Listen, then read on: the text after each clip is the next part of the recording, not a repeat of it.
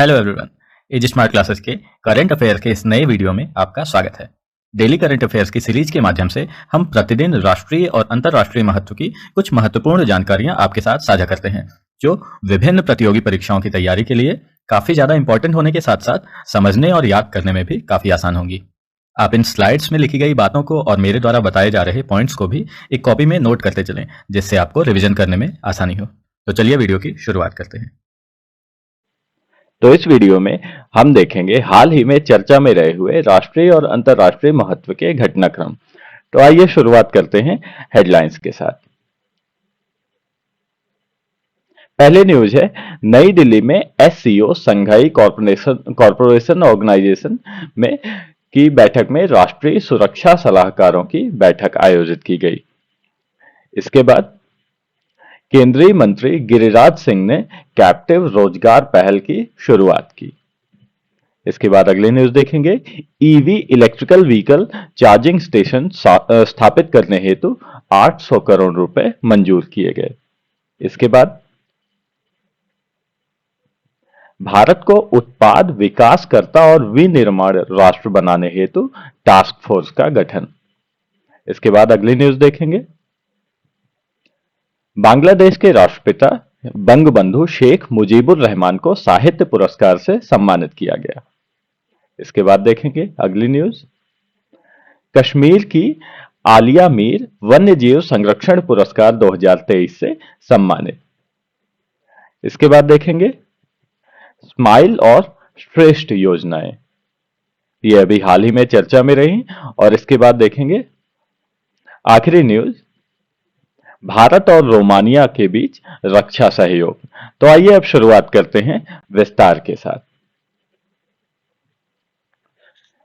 भारत ने नई दिल्ली में एससीओ राष्ट्रीय सुरक्षा सलाहकारों की बैठक की मेजबानी की। संघाई सहयोग संगठन एससीओ के वर्तमान अध्यक्ष भारत ने 29 मार्च को नई दिल्ली में राष्ट्रीय सुरक्षा सलाहकारों एनएसएज और शीर्ष अधिकारियों की एक बैठक की मेजबानी की। राष्ट्रीय सुरक्षा सलाहकार एनएसए अजीत डोभाल ने बैठक को संबोधित किया। पाकिस्तान और चीन ने इस बैठक में वर्चुअली रूप से हिस्सा लिया। एससीओ के संदर्भ में बात करें अगर, तो एससीओ 2001 में स्थापित एक अंतर सरकारी संगठन है। इसके सदस्य देश हैं भारत, चीन, कजाकिस्तान, किर्गिस्तान, पाकिस्तान, रूस, तजिकिस्तान और उज्बेकिस्तान। तो अब देखते हैं अगली news,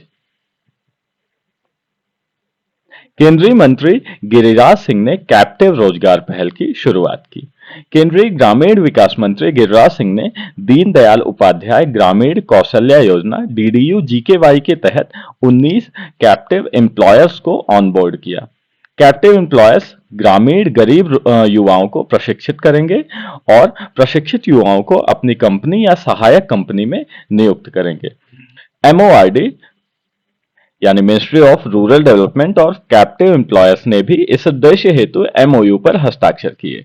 DDU GKY NRLM national rural livelihood mission के तत्वाधान में ग्रामीण विकास मंत्रालय का प्लेसमेंट से जुड़ा कौशल कार्यक्रम है। अब देखते हैं अगली न्यूज, केंद्र ने 7,432 सार्वजनिक ईवी चार्जिंग स्टेशन स्थापित करने हेतु 800 करोड़ रुपए मंजूर किए। केंद्र सरकार ने देश भर में 7,432 सार्वजनिक फास्ट चार्जिंग स्टेशनों की स्थापना हेतु faster adoption and manufacturing of electric vehicles FAME fame योजना चरण 2 के तहत 800 करोड़ रुपए मंजूर किए हैं। फिलहाल देश भर में लगभग 6,586 चार्जिंग स्टेशन है। यह कदम भारत में इलेक्ट्रिक वाहन और पारिस्थितिकी तंत्र को बढ़ावा देगा और अधिक लोगों को परिवहन के स्वच्छ तरीकों पर स्विच करने हेतु प्रोत्साहित करेगा। सरकार ने 2015 में फेम इंडिया यानी faster adoption and manufacturing of electric vehicles की योजना तैयार की है। अब चलते हैं नेक्स्ट न्यूज की तरफ। दोस्तों, रुकावट के लिए माफी, लेकिन वीडियो में आगे चलने से पहले मैं आपको बता दूं, अगर आप हमारे चैनल पर नए हैं या इस सीरीज का पहला वीडियो देख रहे हैं, तो आप हमारी इंडियन पॉलिटी की सीरीज तथा इंडियन हिस्ट्री की रिवीजन सीरीज को भी अवश्य देखें। प्लेलिस्ट की लिंक नीचे डिस्क्रिप्शन बॉक्स में है और आप ऊपर आई बटन पर क्लिक करके भी नेविगेट कर सकते हैं। अगर आपको इस वीडियो का अथवा किसी भी वीडियो का पीडीएफ चाहिए तो आप हमारा टेलीग्राम चैनल ज्वाइन कर सकते हैं, जिसकी लिंक नीचे डिस्क्रिप्शन बॉक्स में है, या फिर आप टेलीग्राम पर सिंपली सर्च कर सकते हैं एजी स्मार्ट क्लासेस। भारत को उत्पाद विकासकर्ता और विनिर्माण राष्ट्र बनाने हेतु टास्क फोर्स।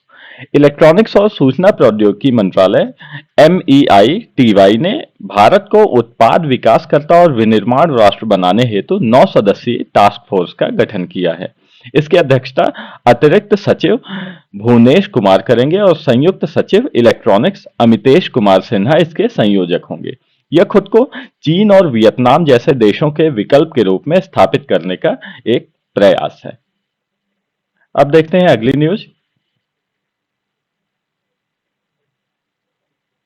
बंगबंधु शेख मुजीबुर रहमान को साहित्य पुरस्कार से सम्मानित किया गया। फौसवाल ने अपने 63वें साहित्य समारोह में बांग्लादेश के राष्ट्रपिता बंगबंधु शेख मुजीबुर रहमान को विशेष साहित्य पुरस्कार 2023 से सम्मानित किया। उन्हें उनकी उपन्यास त्रयी मतलब 3 उपन्यासों की श्रेणी the unfinished memoirs, the prison diaries और न्यू चाइना 1952 के लिए सम्मानित किया गया। Foundation of SAARC writers and literature द्वारा जारी एक प्रशस्ति पत्र में उनकी तुलना महात्मा गांधी से की गई है। सार्क साहित्य पुरस्कार 2001 से फौसवाल द्वारा प्रदान किए जाने वाला एक वार्षिक पुरस्कार है। अब चलते हैं नेक्स्ट न्यूज की तरफ। कश्मीर की आलिया मीर को वन्य जीव संरक्षण पुरस्कार 2023 से सम्मानित किया गया। जम्मू कश्मीर की एक महिला आलिया मीर को क्षेत्र में उनके संरक्षण प्रयासों हेतु प्रशासन द्वारा वन्य जीव संरक्षण पुरस्कार से सम्मानित किया गया। जम्मू कश्मीर के उपराज्यपाल मनोज सिन्हा ने उन्हें वन्य जीव सम्मान पुरस्कार से सम्मानित किया। वह कश्मीर की पहली महिला भी हैं जो चैरिटी वाइल्ड लाइफ SOS संस्था हेतु काम करती हैं, जो वाइल्ड लाइफ रेस्क्यू टीम का हिस्सा है।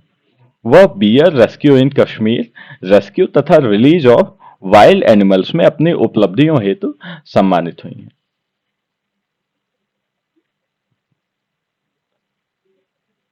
अब नेक्स्ट न्यूज देखते हैं। स्माइल और श्रेष्ठ योजनाएं। भारत में सामाजिक न्याय और अधिकारिता मंत्रालय 2 योजनाओं को लागू कर रहा है। ये क्या क्या है? लक्षित क्षेत्रों में माध्यमिक विद्यालयों में छात्रों हेतु आवासीय शिक्षा योजना यानी the scheme for residential education for students in high school in targeted areas यानी श्रेष्ठ। और दूसरी योजना क्या है? उपेक्षित व्यक्तियों हेतु आजीविका एवं उद्यम सहायता support for marginalised individual for livelihood and enterprise smile. तो श्रेष्ठ अनुसूचित जाति के छात्रों से संबंधित शिक्षा परियोजनाओं हेतु गैर सरकारी संगठनों को वित्तीय सहायता प्रदान करती है, जिसमें 3 प्रकार की परियोजनाएं शामिल हैं। ये प्राथमिक तथा माध्यमिक दोनों विद्यार्थियों के लिए आवासीय विद्यालय, गैर आवासीय विद्यालय एवं छात्रावास हैं। और इस योजना को संशोधित किया गया है और राष्ट्रीय परीक्षण agency national testing agency NTA द्वारा आयोजित एक राष्ट्रव्यापी प्रवेश परीक्षा के माध्यम से शीर्ष श्रेणी के आवासीय माध्यमिक स्कूलों में मेधावी अनुसूचित जाति के विद्यार्थियों हेतु गुणवत्तापूर्ण आवासीय शिक्षा के लिए एक नया घटक मोड 1 ऐड किया गया है। दूसरी ओर स्माइल योजना आजीविका और उद्यम हेतु उपेक्षित व्यक्तियों का समर्थन करती है, लेकिन विशेष रूप से अनुसूचित जाति के व्यक्तियों को शामिल नहीं करती है। अब देखते हैं आखिरी न्यूज। भारत एवं रोमानिया रक्षा सहयोग। रोमानिया के रक्षा नीति योजना और अंतर्राष्ट्रीय संबंध विभाग ने भारतीय अधिकारियों के साथ द्विपक्षीय बैठक की। बैठक में सैन्य सहयोग, सैन्य प्रशिक्षण एवं पाठ्यक्रम, रक्षा सह विकास तथा सह उत्पादन और क्षमता निर्माण सहित कई मुद्दों को शामिल किया गया। दोनों देशों ने द्विपक्षीय रक्षा सहयोग को बढ़ाते हुए रक्षा सहयोग को लेकर एक समझौते पर हस्ताक्षर किए। बैठक के दौरान दोनों पक्षों ने क्षेत्रीय सुरक्षा चुनौतियों पर चर्चा की एवं सभी रक्षा क्षेत्रों में सहयोग बढ़ाने के लिए मिलकर कार्य करने की अपनी प्रतिबद्धता व्यक्त की। यह बैठक रक्षा के क्षेत्र में भारत और रोमानिया के मध्य बढ़ती साझेदारी को दर्शाती है, क्योंकि दोनों देश अपनी क्षमताओं को मजबूत करना चाहते हैं तथा क्षेत्र में स्थिरता एवं सुरक्षा को बढ़ावा देना चाहते हैं। So that's all for now. आशा करता हूँ वीडियो आपको अच्छा लगा होगा। अगर वीडियो अच्छा लगा हो तो वीडियो को लाइक करें, चैनल को सब्सक्राइब करें और शेयर करें। धन्यवाद।